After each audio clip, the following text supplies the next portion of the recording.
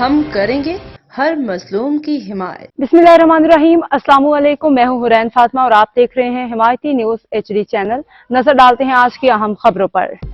SHO سکھن Rana خوشی محمد کی مبینہ ملی بھگت سے رمضان میں غیر قانونی ہوٹلوں کی بھرمار۔ رمضان المبارک کے مقدس مہینے میں جہاں روزہ دار عبادت اور صبر و شکر میں مصروف ہیں، وہیں SHO سکھن رانا خوشی محمد پہ غیر قانونی سرگرمیوں میں ملوث ہونے کے سنگین الزامات سامنے آئے ہیں۔ اطلاعات کے مطابق مذکورہ آفیسر نے مویشی منڈی میں لاکھوں روپے کے عوض غیر قانونی ہوٹل کھولنے کی اجازت دے دی ہے، جہاں کھلے عام روزہ خوری کی جا رہی ہے۔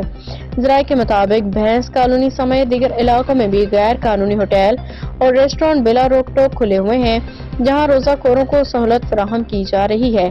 مقامی افراد نے اس سنگین معاملے پر احتجاج کرتے ہوئے کہا کہ رمضان المبارک میں اس طرح کی بے حرمتی ناقابل برداشت ہے اور یہ سب کچھ پولیس کی سرپرستی میں ہو رہا ہے۔